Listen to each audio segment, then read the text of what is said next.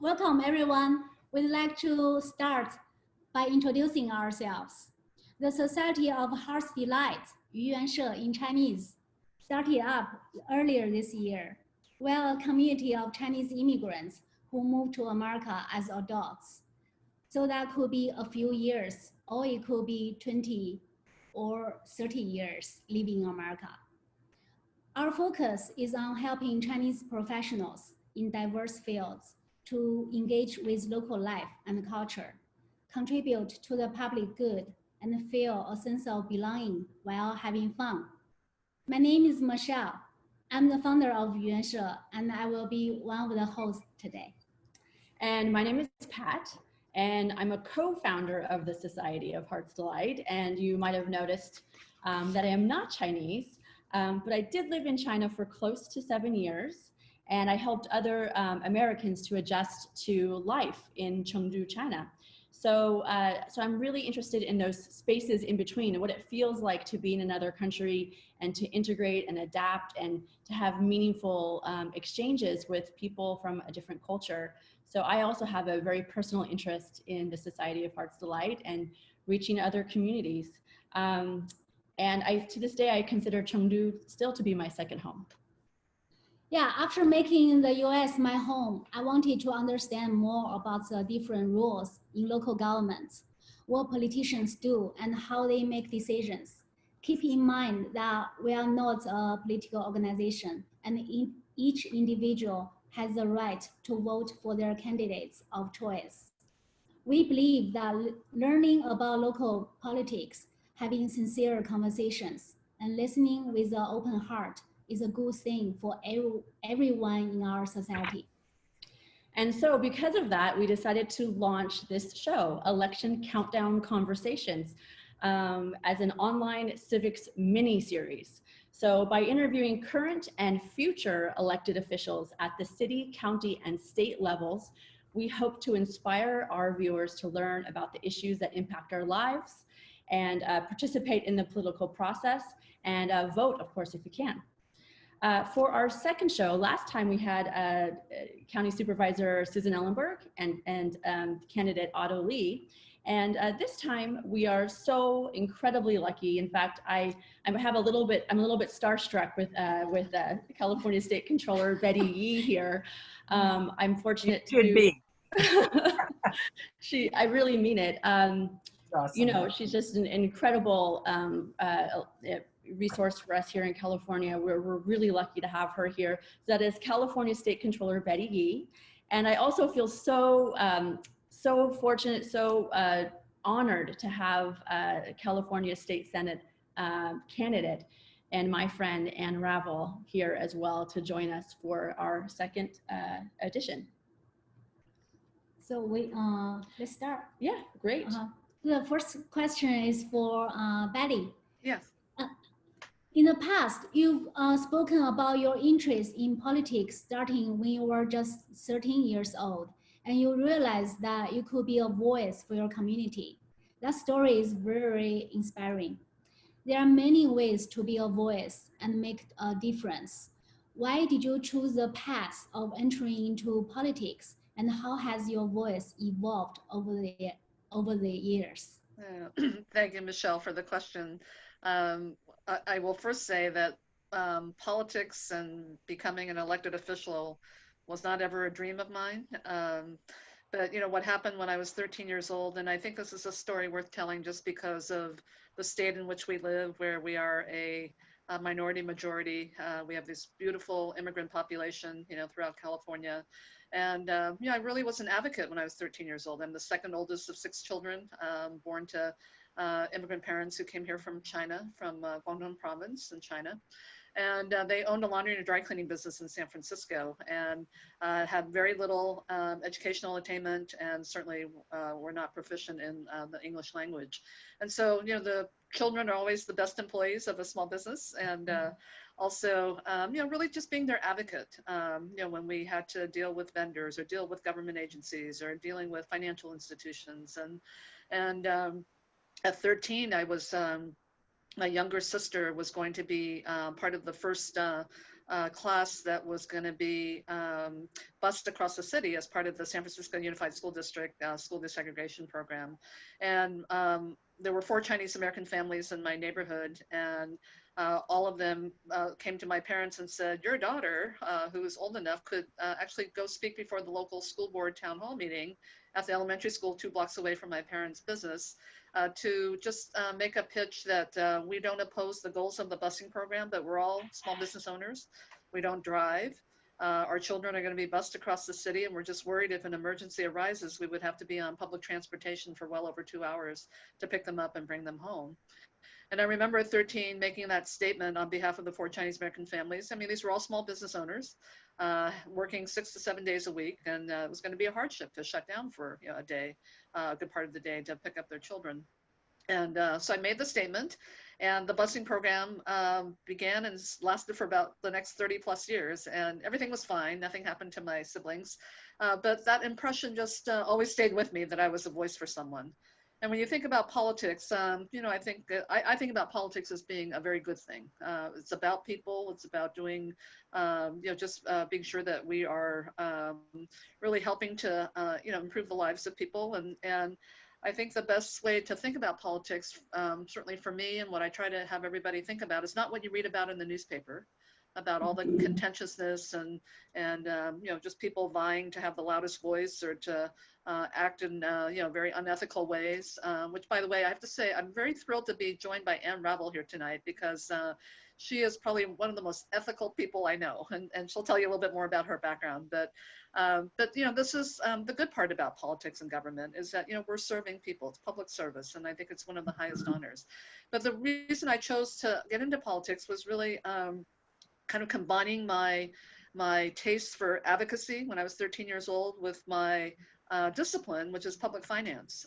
You know, I've had 35 years of experience in public finance, including tax policy, and I just felt that, you know, the decisions around how we allocate resources and being sure that all communities are taken care of, and particularly now when we have such a rich, you know, diverse community in California, we know that certain areas of the state are disproportionately affected by not getting, you know, the dollars and getting investments directed their way. So it really became a passion of mine to be sure that I could be in a position that could help affect where dollars go, obviously take care of our tax dollars, but also be sure that our communities are all thriving, because if they're not, we're all, at the end of the day, paying more just to be able to have the quality of life that we're enjoying every day here in California. Well, it sounds like you started off by speaking on behalf of your family and your community, and now you're speaking on behalf of so many. So it's really an incredible story. Thank you. I like to say that, so I took care of the books for my parents' laundry and dry cleaning business because I was good at numbers. And so what I like to fondly say is I came from taking care of the books for my parents' laundry and dry cleaning business to now taking care of the books for the great state of California. So it's really an honor to serve. Unbelievable story. Wonderful story. Well, thank you so much. And the next question is for Ann Ravel. You also have a very interesting story, your personal background, one of your parents being an immigrant and growing up in Chile, and as well, you've had a very, very fascinating career as a public servant. Your bio is way too long for me to go through, but from working, we're working in the, underneath Barack Obama and taking cases all the way up to the Supreme Court, and being named California Attorney of the Year, I believe in 2017, I think, or 2014 you were named the Attorney of the Year. It's really incredible. So can you share more about your story, and also how important is it to have elected officials with both diverse backgrounds and diverse experience in the government, and why? Okay, well, let me start a little bit with my background, and you said it, and there's some not real close similarity, but some similarity with what Betty has talked about, because we came to the United States when I was 11, and I myself felt like an immigrant. I mean, honestly, I remember, and which made me very sympathetic to people who move here when I was older and don't feel comfortable in the language, because I felt that my English, although I came from my father was American, and my mother was Brazilian, but we spoke English mostly. But I felt like I had an accent and that I didn't fit in. And so I could see very easily how that could impact lots of other people who come to this country and don't feel comfortable initially. And it gave me a lot of concern, really, for people in this country who don't always have some of the same benefits that people who are living here. And I think Betty, sort of spoke a little bit about that in terms of economic disparity in some communities who really are not doing as well during this time of COVID, for example, which I think is really problematic for us as a country.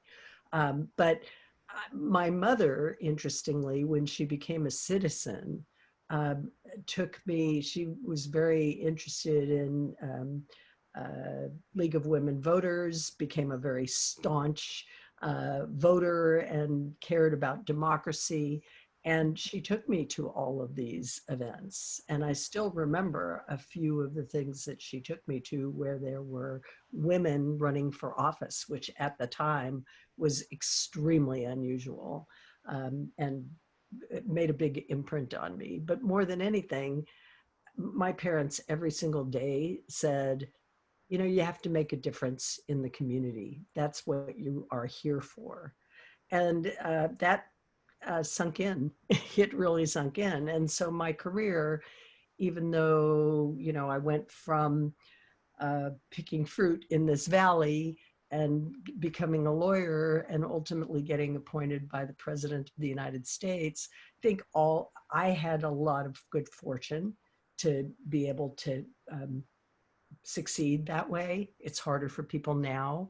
But for me, it was exactly what Betty was talking about. It's about serving the public. It's about making a difference for people. And I too never thought I would ever run for office, and here I am. But really what I did was some very groundbreaking cases in Santa Clara County when I was county council, came to the attention of the president and appointed me to the Department of Justice, and then again, as the head of the Federal Election Commission. And in between those two things, Governor Brown appointed me as the chair of the Fair Political Practices Commission, which has made me extremely, because I think campaign finance law and dealing with democracy issues, in a way, it's like consumer law, which is what I did. It's doing things for the public. And so I see it in that same context. And that's what I've pretty much devoted myself to for a long time. And I have to say, your idea of bringing lots of people together in community is so important, because civic engagement is the essence of our democracy. And so given my experience in that realm, I'm really excited to see what you're doing in trying to bring communities together.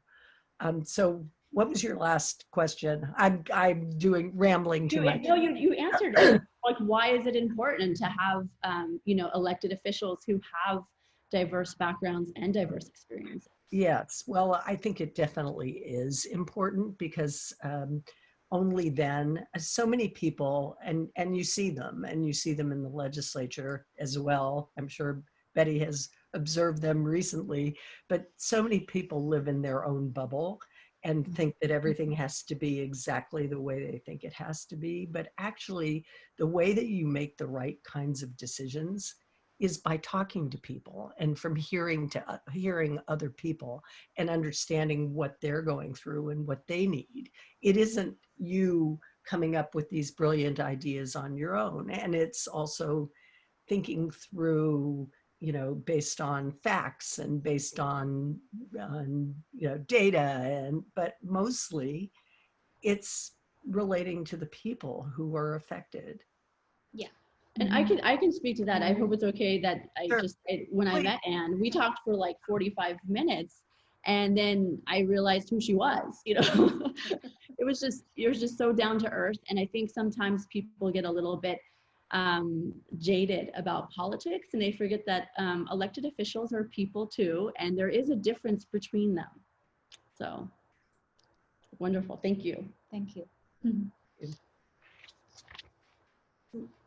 Okay, so do you want to do the little fun rapid fire questions before we go to the next section? Okay, just a one word answer. Rice or noodles? Who's going first? Betty first. Okay. Actually, neither for me because I have food allergies. So. Lots of vegetables. So. Lots of vegetables are awesome. Okay. I like rice. You like rice, okay. And then on a scale of 1 to 10, how spicy do you like your food? Ooh, Ann? I like it at 10. Wow. Oh, so that's hardcore. And you're gonna get hardcore. votes that way, trust me. Okay, Yeah. I'm a tame 8. Okay. That's still pretty amazing. Pretty amazing. Great. We have 2 hot women. Yes. Spicy. Yes. Spicy. Spicy. Yes. Strong women here today. I love it. Okay. So my next question is for Betty E. Uh-huh. Many people don't know what a state controller does. Yeah. And I heard this role is designated by the state constitution, and the Yes. state controller is independent of the governor and the legislature. What does the state controller do exactly? And do you have a boss? Yes, my boss are the people of the state of California. So it is an elected position. Not all state controllers across the country are elected. Some are appointed. So as the controller, I serve as the chief fiscal and financial officer for the state of California. So in that role, I provide independent oversight about our state's finances and the financial health of our state. I'm the independent auditor for the state. I prepare the financial statements and the comprehensive annual financial report for the state of California. I also am responsible for paying all the bills for California, so I manage the cash pretty tightly. And it's been a little bit challenging of late. I have responsibility for just a lot of different program areas where the controller has a seat on a number of different boards and commissions. So not only just the financial duties, but also I have policy responsibility for our public pensions. I sit on the board of both the Public Employees Retirement System as well as the State Teachers Retirement System. I chair the Franchise Tax Board, don't hold that against me. And also- Don't worry, we paid you. We paid you. Thank you. Also I chair the State Lands Commission, which has stewardship responsibilities over all of our state lands, including our tidelands where our ports and many of our coastal areas reside. So there's a lot of responsibility, but what I like about this office is that it is independent. I provide independent financial oversight. It is not necessarily independent of the legislature. They actually approve my budget, as well as the governor proposes my budget every year with the executive branch budget as well. And but it is independent from the perspective of I'm independently elected. It is something that I feel really strongly about, to be an independent voice about all things economic. And certainly all things as it relates to how we take care of our taxpayer dollars. Okay, wow, that sounds a lot. I'm a little bit overwhelmed right now. Yeah. I can imagine. So, okay, that gives us a lot of wonderful information, especially as we're all learning more about these different roles. So, speaking of roles, for Ann, can you paint a picture, sort of just a general picture, an overview of the role of the California State Senator? What do they do?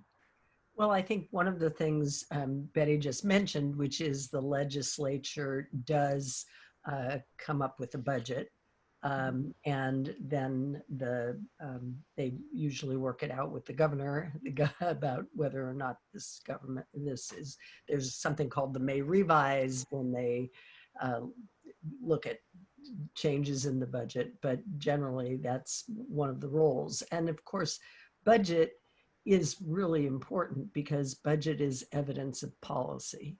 And that's, I think, one of the things that is going to be a really huge issue in the coming year because of and I'm sure Betty can speak to this more than I can, but because of COVID and because of the, loss of taxes and the expenses, it's going to be an extremely difficult time for the legislature to be making thoughtful decisions. And that's what they have to do, because sometimes in the past, when there's been so much money in the state, it hasn't been as carefully thought through, perhaps, as what might need to be done in the future.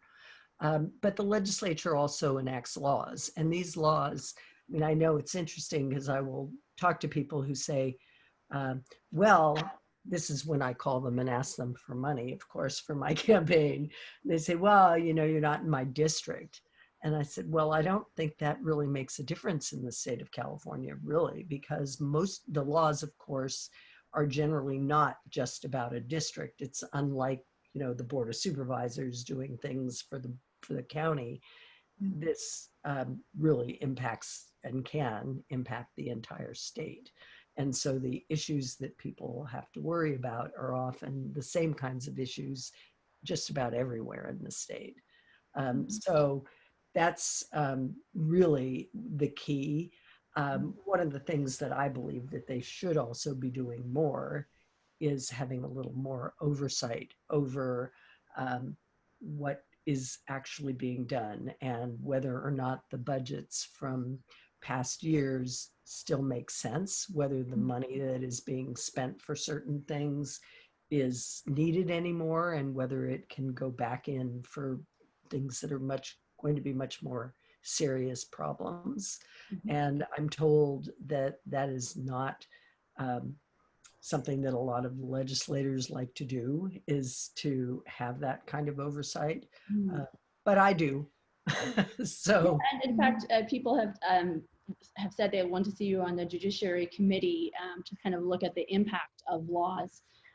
So I don't know if you can speak to why did you choose the state Senate specifically in your case to run for that role?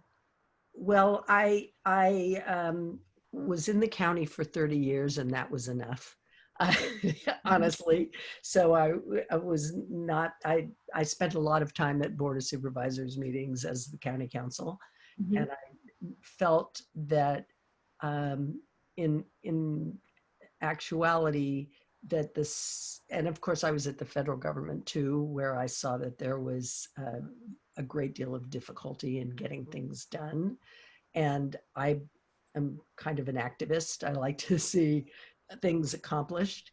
And I was told by a number of previous state senators that if you are someone who is really interested in getting things done, understands how to work with others and reach consensus, that you can do it in the state Senate, and it can make a really big difference, I believe, not only in the state, but California can be a sort of precedent-setting state for all other states. And that may be one way that you can actually get change at the federal level, is by starting it in California. And those were the reasons that I thought that the state Senate would be the appropriate place. Great. Thank you so much. Thank you. My next question is for Betty Yi. Now we are in the middle of global pandemic. How do you make the difficult decisions about how to allocate resources in order to solve our current problems? What has changed after the pandemic hit? And it would be great if you would say some cutting news that you have never announced anywhere else on right now. Just joking. Actually, we're working on something now, but I'll talk about that in a moment.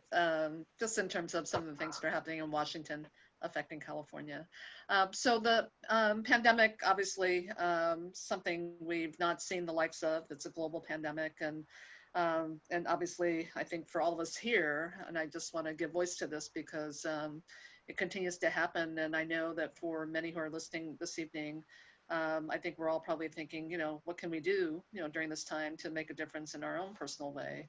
And I would say that, whether you're civically engaged or not, I think any kind of attack on this community, particularly characterizing the pandemic as the Chinese virus, is just unacceptable. And I would do it if they called it any other kind of virus that is ascribed to any particular community. This is a global pandemic that knows no boundaries geographically, and it should be taken seriously for what it is. And unfortunately, that's what we're having to deal with. And so I would just say every time we hear any reference to that, we just have to speak out. This is so, this is how we kind of allow things to fester and become the perception becoming the reality. And I think it's anything but. So that's first and foremost. Secondly, I will say California really, as when the pandemic started in March, had spent the last decade really getting our financial and fiscal house in order. So we had historic reserves. We had been paying down a lot of our debt, long-term debt. And so when the pandemic hit, it actually found California to be in better shape than many, many other states. And I want to just thank our former governor, Jerry Brown, for really starting, that discipline that he instilled with the legislature, because as Ann said, gosh, I can't wait till she gets elected, because it's really kind of this idea about how we can be good, stewards of our taxpayer dollars and really being fiscally prudent when the times call for it, which is pretty much all of the time. But Governor Brown, we had some really wonderful years where we saw tremendous increases in revenue, and the voters saw fit, frankly, to put a lot of that into a rainy day fund, knowing that that wasn't going to last forever.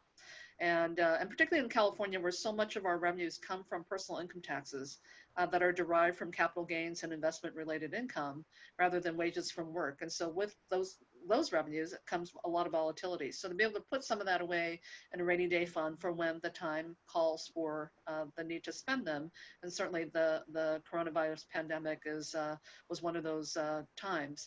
So we're basically now trying to solve to a $54 billion budget gap over the next couple of years.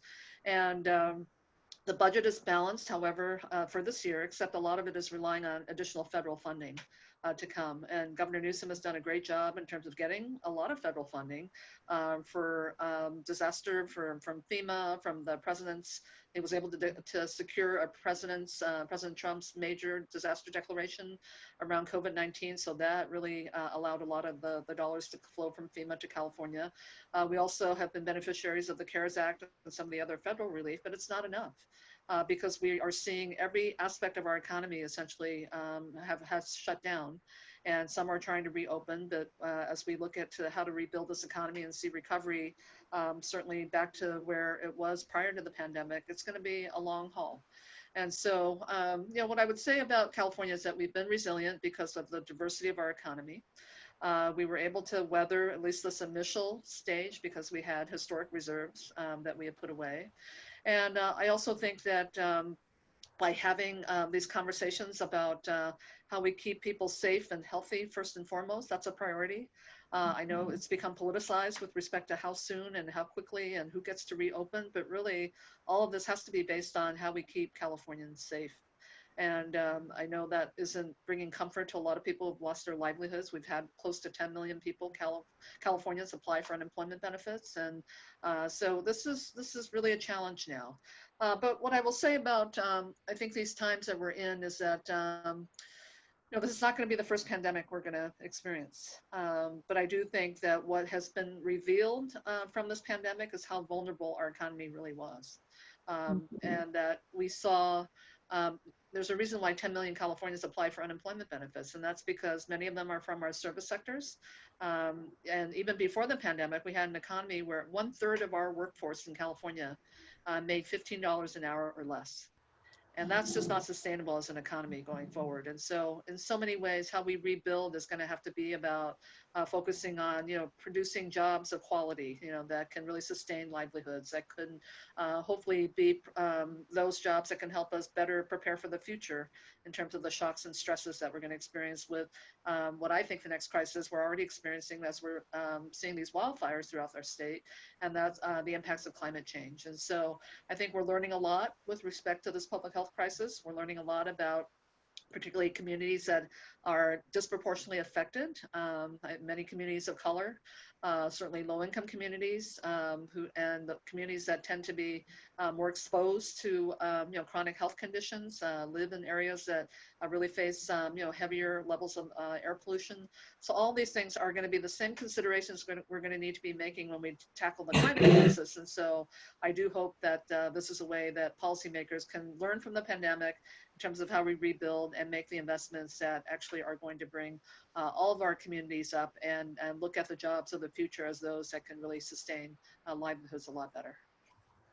Well, that was a lot of information. Yeah, thank you very much. And actually, one thing that you us. said in there kind of speaks to my next question for Ann about how there's sort of been this debate, and some people think it means you have to choose between safety and health on the one hand and the economy on the other.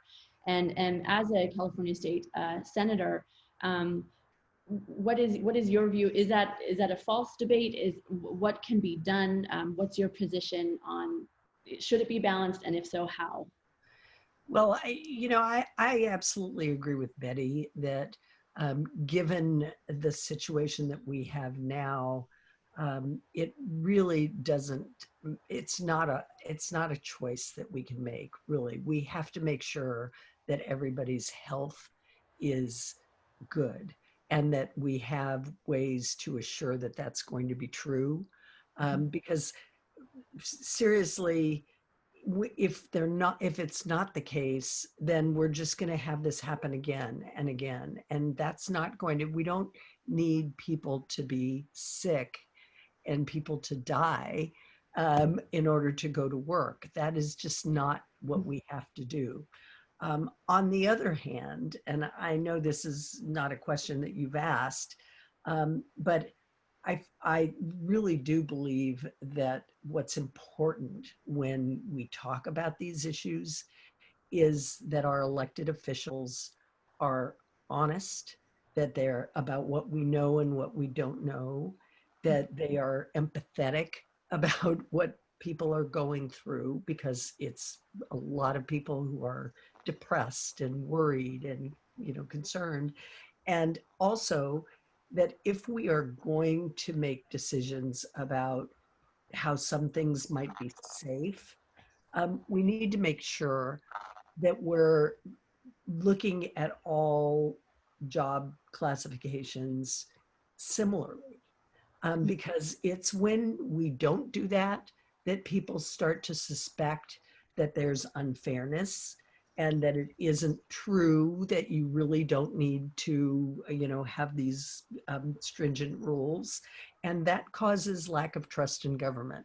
And I think that that's one of the problems that a lot of places have had, including at some circumstances here in California, because different groups that are exactly similarly situated have been treated differently, and that causes a lot of anger. So those are things that I think we have to be thoughtful about when we're in government.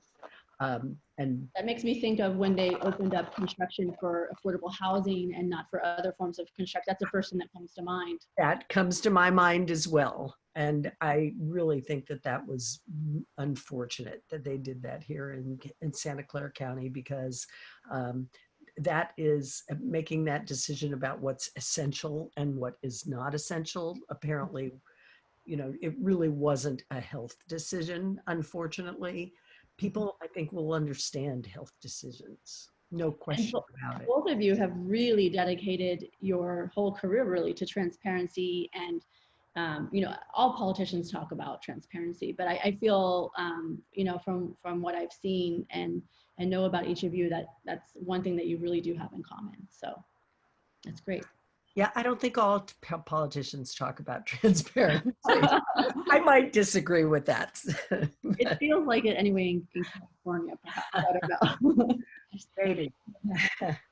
Don't talk about that. That's true. That's true. My next question is for Betty.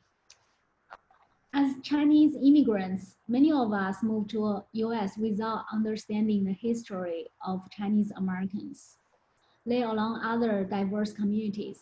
For example, for the Black Lives Matter movements, my friend said, it feels like witnessing a big family fight and not really understanding what people are fighting about.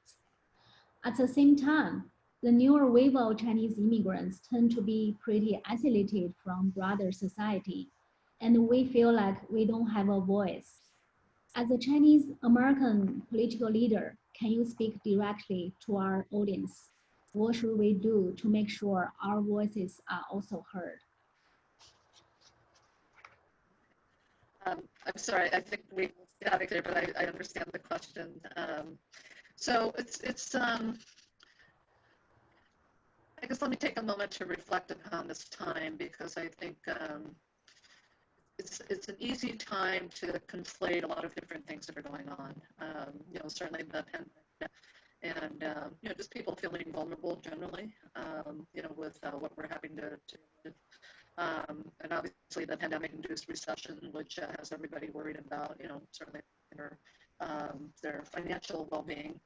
And then just the growing voices for in this fight for racial equity and justice, and certainly the Black Lives Matter has been at the forefront of that. You know, I think, you know, from my perspective, in terms of, you know, how we feel like we can you know, really develop our voice, you know, with all this happening, and certainly be able to be a part of the conversation and be a part of, you know, just what we hope will be, you know, when we get to the other side of the pandemic, a society and economy that can be more inclusive, that can, you know, really look at dealing with some of the things that we, you know, have talked about previously. So I'm a big fan of and part of why that is. I'm so sorry, I apologize. It's a little bit unclear, your mic. I don't know, it suddenly just got fuzzy, and I'm not sure. Yeah, it's gonna be. Can you hear me now? Okay. I think that's better. It's better. Yeah. Okay. Better? I thought that was my fault. We're all doing I remote meetings right now, so. Right.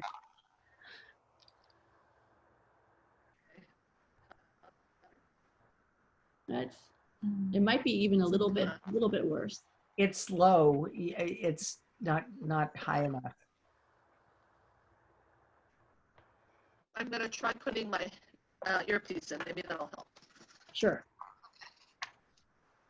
And by the way, just so that both of you know, we're getting lots of enthusiastic feedback here, and people are really inspired by your stories. We're getting some comments here as well. We'll try to get to some questions at the end of this, and I know Ann Ravel said graciously that she could stay behind to answer questions a little bit longer.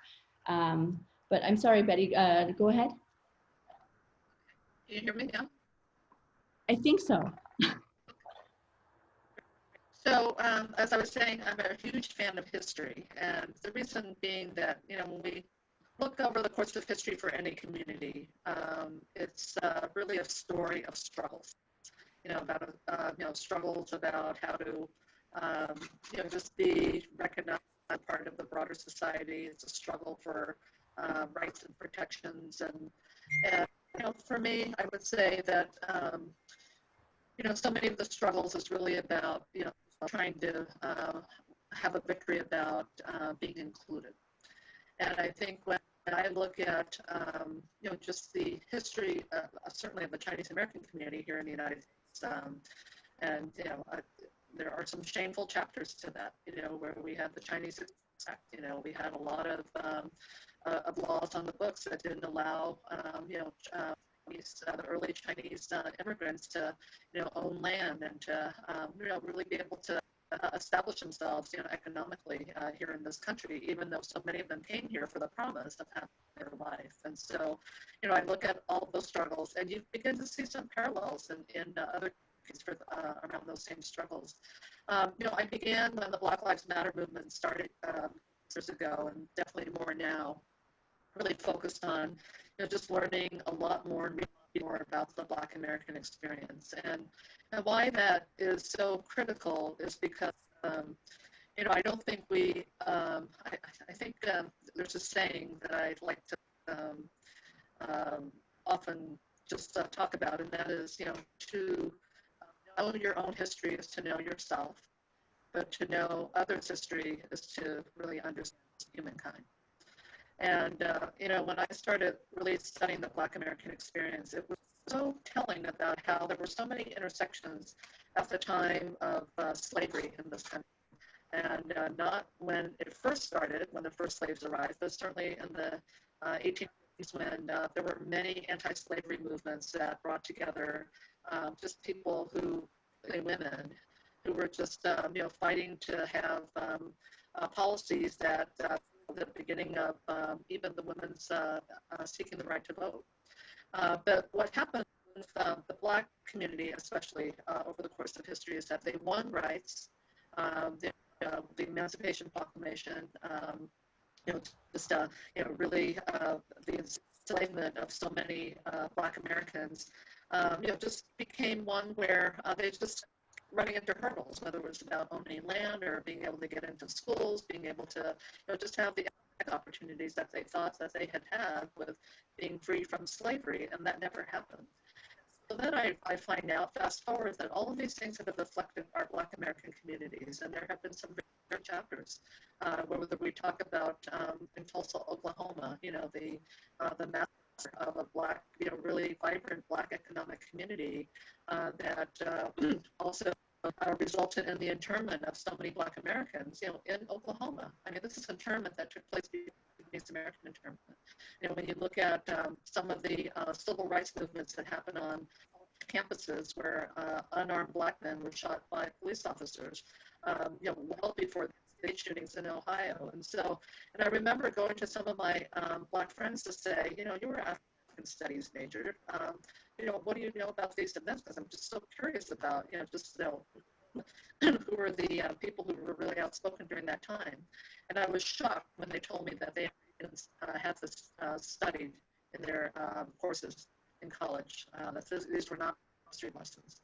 And so I think it really made me think about, you know, who's writing our history, who actually gets to own the narrative about our community's experience. And I think so much of, you know, what I want to say is about just how we create our own voice about that is we have to acknowledge our own history foremost. And if we have even personal experience with that from our descendants, we should, you know, really have that voice.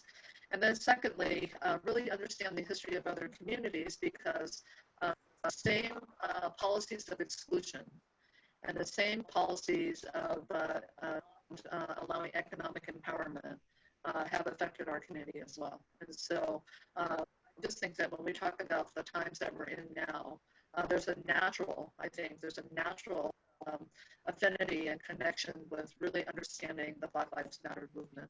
That time and again, when there were policies, whether it was voting rights, civil rights, Emancipation Proclamation, anti-slavery, you know, freedom from slavery, they got the rights and protections, but the economic benefits never came. So this is what we're fighting for now. And I think when we look at our own community, I mean, we're all fortunate because we have economic livelihoods that are taking care of our families, but that wasn't always the case. And if you can imagine, if we were part of the Black American community and had that happen just time after time, when there's been a struggle and you think that this was going to be the struggle that was going to lift the country, and then have that be, again, another false promise, that's the Black American experience. And I think we need to understand and embrace that and not and do something about it, because if it happens, if it continues to happen in the community, it could very well happen to our community. Yeah, absolutely. And your mic is still a little fuzzy, but I believe that we were able to get the message to come through. Would you, I know that Controller E has to go soon, so would you rather yeah, let's get the last question and ask open to the audience. Okay, wonderful. So we wanted to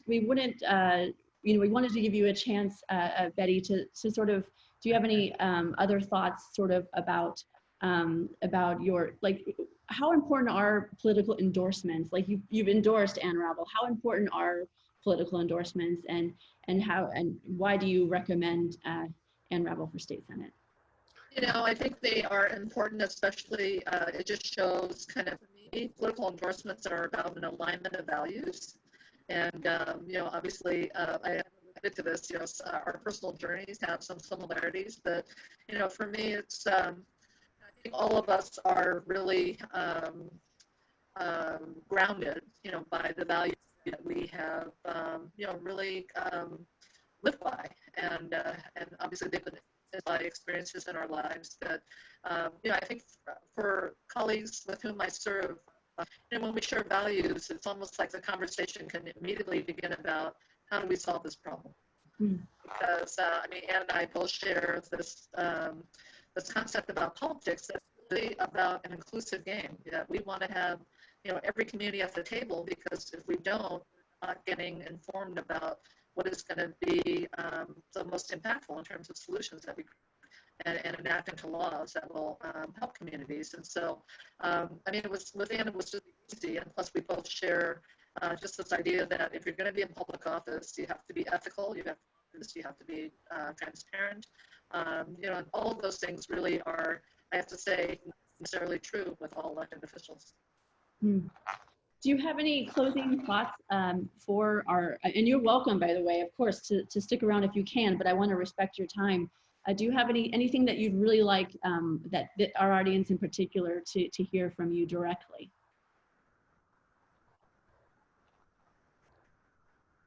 Do you want me to go? Okay.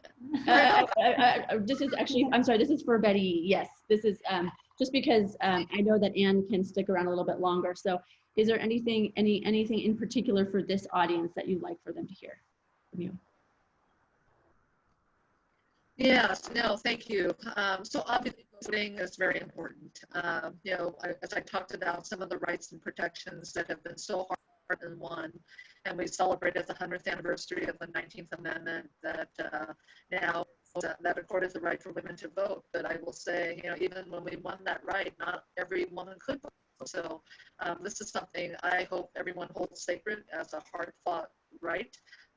Frankly, there are a lot of forces right now trying to really compromise our ability to exercise that right. And so that's foundationally the first way that we can, really express our voice, and that is to vote.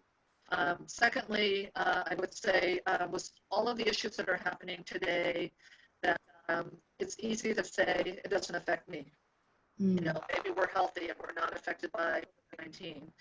Maybe we're still fortunate enough to have a job and be able to provide for our families. Maybe for us, racial equity and justice isn't an issue because we are able to have services and are actually doing well. But what I will say is California is a very, very special place, and obviously we're all here. We all love this. California, it's an innovative state. We're looked upon by the rest of the world as, really being where we solve the next, problems and with inventions and innovation, and certainly with our people. But I have to say that, I used to think that that diversity was our greatest strength, and I still believe that to my core, because we're a wonderfully diverse state. There's nowhere like California where we have been so welcoming to so many people from around the country. But in this time of where there is such division politically, this time where people unfortunately feel a need to attack people who look different from us, and this happens in cities, by the way. I'm not just saying that, and frankly, within all political parties, we have to be about how to be sure that everyone is included. We've had enough policies, and this is really the time to look at working on ways that we can have an inclusive society, beginning with inclusive workplaces, inclusive schools, and I think so much on the ballot is really going to be important in terms of giving us the resources to do that, but also electing good people like Ann Ravel, who understands that that's just a core value. And so I hope that when we every day and say we're so grateful that diversity is our greatest strength and not a threat, that we can live that and be sure that we are doing that honorably within each of our own rights by certainly our own communities, but also other communities as well. Thank you so much. And there is one more question that came in that I think is on a lot of people's minds. And so I dare to ask Betty if you have time just for one final question? Sure, yeah. Okay, and can you hear me okay? I can hear you, yes. You can hear me, okay. So Eva says that she understands that equality and inclusion is very much on the minds in coping with this pandemic and beyond in California. However, she says some first-generation immigrants have felt that their American dream is going sour when some of the laws and policies in California risk the unintended consequences of pushing away from a merit-based system, rewarding hardworking folks. So a system that they thought that they came here for. What's your view on that, and what would you say to those people? And I understand you might be out of time, so just any quick thoughts on that. I think part of this has to do with maybe related to one of the measures on the ballot coming up, and Proposition 16, which looks to lift the ban on affirmative action from the Constitution. I do have a view about that, and I'm going to say this.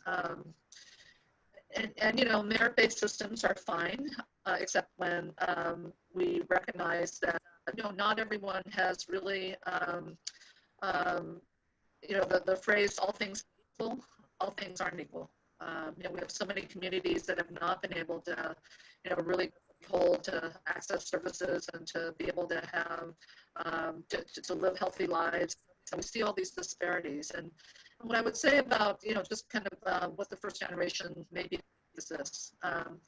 You know, it's one thing to think about, you know, being here and doing everything we can, working hard for our kids into first-class public universities, and hopefully not have policies that prevents that from happening. And I think that is all good, but I hope that we wish that for other communities as well. And then the second thing I would say is let's strive higher. Just being able to get our kids into a first-class university isn't the ceiling. We still don't see, frankly, a lot of Chinese Americans or Asian Americans who are, you know, deans of our universities, you know, who are presidents of our universities, who are, you know, the head of the medical at our UCs, you know, and so we have to strive higher. That's not the end-all be-all. What happens when our kids graduate and they're out in the real world in terms of their ability to compete, you know, for some of these other leadership roles? And so what I would say is, you know, this is really not about doing away with merit-based systems. How do we, again, create a society where we are welcoming inclusion, those who have not really gotten off on the right footing? And I don't mean right in a pejorative way, but there are many communities that have not been as fortunate to have, you know, access to support and access to services. They have allowed them to be competitive and to even have, you know, a seat at the table to be able to have opportunities. I love that too. Like, that shouldn't be the ceiling. We should make our goals greater and more, you know, representative of our whole lifetime, right? Not just university. So, okay. Well, thank you so much, Controller Yi, for coming. This was truly an honor. I hope you'll come back again someday. And maybe, I know a lot of people were asking questions about your recommendations for running for political office for young Chinese American women. So perhaps you can come back to talk about that another day. I'll be happy to. Now, thank you, and I apologize for the sound difficulties. I think part of it is this is my 7th Zoom call today. So maybe my laptop's kind of giving out. So, and also, always great to see Ann Ravel, who I'm always honored to be on a panel with. She's just one of the brightest, and I can't wait, like I said, for her to just become part of the legislature and to bring her values with them to work for just moving our state forward. So thank you, Ann. Thank you so much. Thank you. This is great. Thank you. Take care. We'll see you again. Take care. Stay safe. Take care. Okay, bye. Be safe. Bye. Let's see. Hello. Hello. It sounds like your microphone is still working. So yes, mine is working. Thank you for bearing through that a little bit. No, it's worth it to hear from her. She is so amazing. Yeah. So insightful. Wonderful. Yeah, Lisa, how about just take questions from our audience? Yeah, we should. We should open up to our audience. I'll ask one question of Ann, and then while you do that, you can pick the questions from the audience. How does that sound?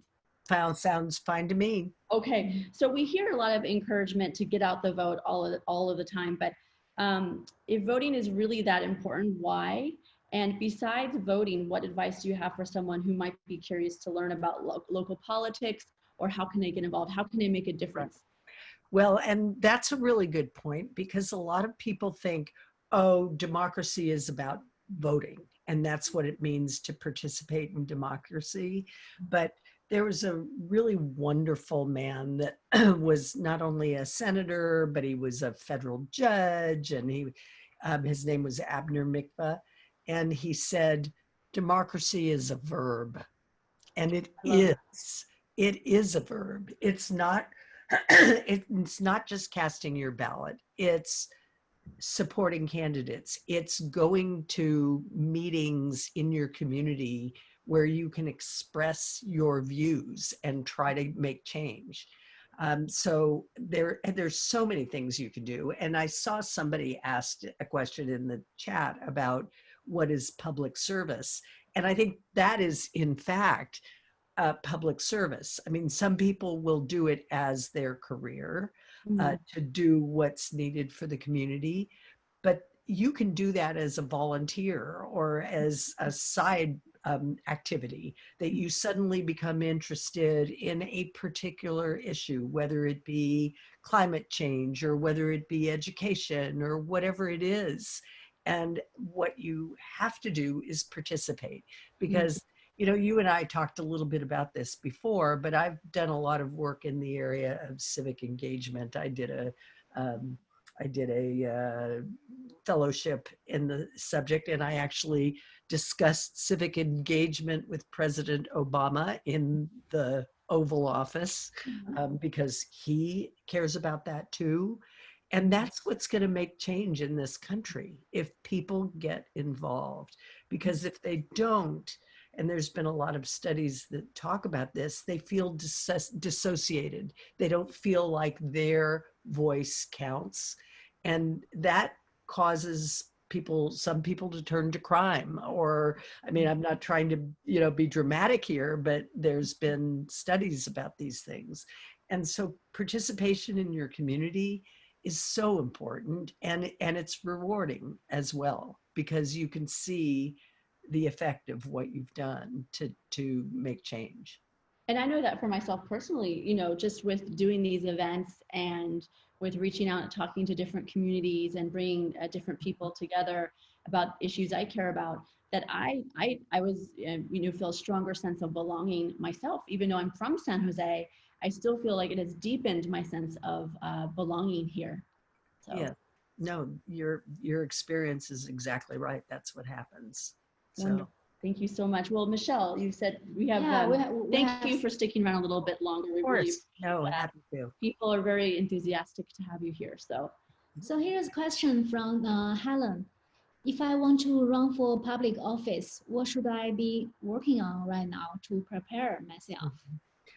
Well, first and foremost, I think that there isn't one avenue to running for office. And I know a lot of people think that that's the case, that you have to be, you know, on some committee, or you have to volunteer in some particular thing. And while that's probably good, and it's good if you want to run for office, is to get to know people in the organizations or community where you might want to ultimately run. But do things that you care about. I think that's what's really important. Don't just do them. There are people who do these things because they want to ascend to a certain place.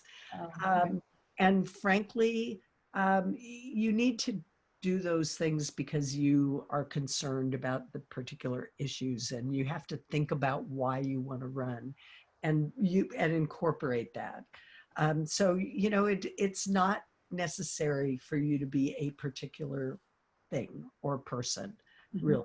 And I really do believe that at a certain point, because I'm not a politician, obviously, and I haven't been a career politician like many.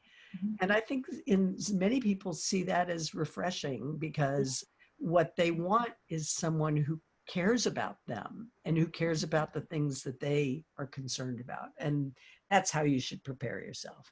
But you do also have to remember, let me just say this, running for office is not easy. It's really not easy. And you've got to have kind of a tough skin. And so you've got to make sure that you recognize that when you get criticism or things don't go exactly as you want them to go, it's not about you. It really is not. It's often about that person. So I vote for thick skins for all of us. And Yeah, and have to be tough. and I really admire how tough you've been, and you have to be, and that's I think a really, really good point about that. And we have a perfect follow-up question Okay. from Jean. Okay. Yeah, her question is how you maintain a positive attitude and keep moving forward when times are tough. right. I think that's when you have to keep a positive attitude, because what you've got to think about is kind of keeping your eye on what needs to change and what you need to do to help to make that happen. Mm-hmm. And so, you know, giving up, being negative about these things. I mean, we all have to sort of get that out sometimes, because there are a lot of difficulties that we're experiencing, but you just have to persevere. You just do, because the alternative is to give in. And we don't want to give in. We don't want to. Cynicism doesn't accomplish anything, right? That's exactly right. No, it doesn't. And so that's what you have to just keep reminding yourself. It's really difficult, I admit it, but you have to remember that that's the ultimate aim. Absolutely. Do you have any other, because otherwise I have other questions I would ask, but I want to open it to the audience. So, well, you pick the next question. I'll just say, how would you differentiate yourself from your opponent? Like, is there any key points that you like to make and how are you different from the person that you're running against? Right. Well, I will tell you a story. When I finally decided that I was thinking of running and that I was going to run, I actually had, there were 7 of us in the primary. And before I announced, though, I went and talked to all the other candidates, every single one of them, including one who ultimately didn't run. And my opponent told me that he had been as a city council person in San Jose, and he's also been on the school board. And he said, well, when I ran for mayor of San Jose, which he lost twice, I had expected that after I left being mayor that I could be a statewide officer, because after all, it's the 10th largest city in the country, and et cetera.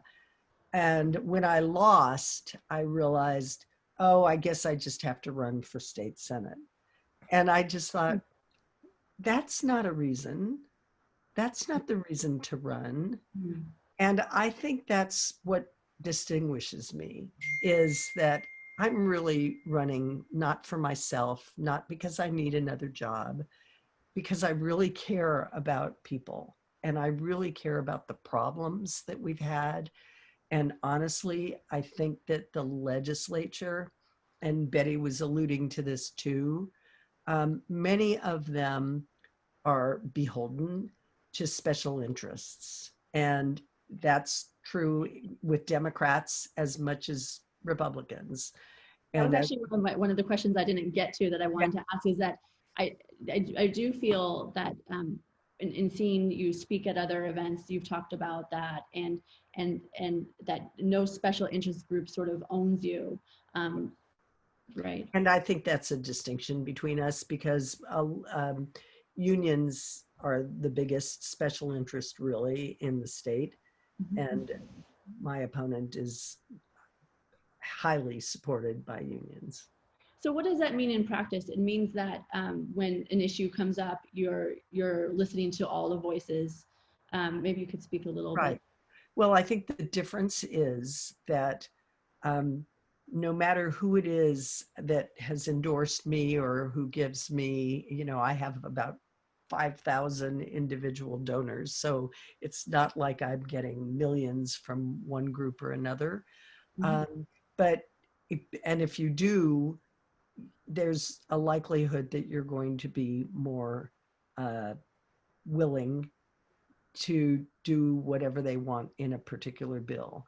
If I look at a bill, and I think that there are going to be consequences to lots of people, I will go and talk to all those people who might be affected, whether positively or negatively, and try to find out what the real consequence is going to be, what the real issues are, instead of just saying the union wants this and therefore I'm going to vote for it, which is what a lot of people do.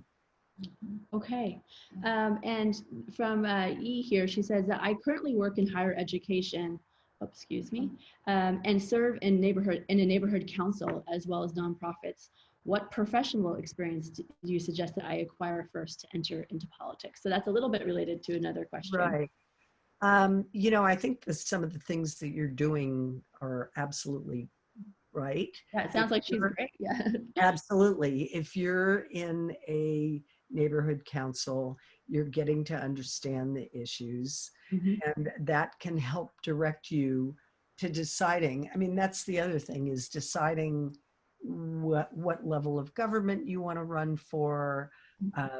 What are the things that, if you're in higher education and you have a particular issue that you care about, is that something that you could deal with at the city, or is it something that you might deal with for running for US Senator? There's going to be an opening. I mean, I mean it. I think you have to think about what kinds of things you want to do in order to, and what you want to accomplish. That's great. And then this is an interesting question from Eva. Is California a pioneer or a total outlier of the nation that may just increasingly grow apart from the rest of the country? Right.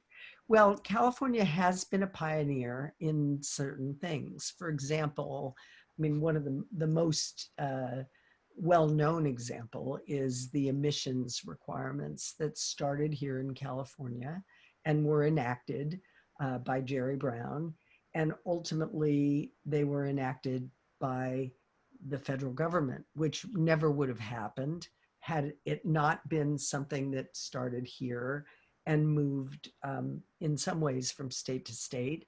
And so, yes, California is a pioneer in a sense. And it's hard to know. I mean, I don't think that California is a total outlier. I mean, in some cases, yes, we are. But, and that's, for me, I think the implication is that there's extremists in California and not necessarily in other parts of the country. But actually, I think that California is a lot more, I mean, I consider myself, I don't think this is the word exactly, but I consider myself pretty moderate. And yet there are a lot of things that I care about that others might think are progressive. But I think most people who live in this state are representative of the same kinds of people that live all over the country. I just really want to thank you for taking the time to talk to people, and what you said about getting out there and meeting people and talking to people. I think also applies to all of us. It's, just to some of these events that we've gone to are not very well attended, and yet it's I think the resources are out there for people to engage and to connect and learn more. So hopefully all of you out there think that this was an informative episode of election countdown conversations, and we hope you'll keep in touch, Ann, and we would love to have you back. I really appreciate it. And I just want to say to everyone else that's here, thank you so much for being here, because this is all part of the kind of communication and community discourse that's important. And it's a way for us to understand each other's issues. So I applaud both of you, Pat and Michelle, for doing this. It was a brilliant idea, and there should be more of this in this community. And I want our audience to know that Ann specifically has, really been so responsive to reaching the Chinese immigrant community And I just think you're just such a voice of reason and compassion, and we're just so grateful to have you here. So thank you everyone for joining us. Thank you, everyone. We enjoyed it. So Thank you so much. Okay. Have a good night, everyone. Take care. Bye-bye.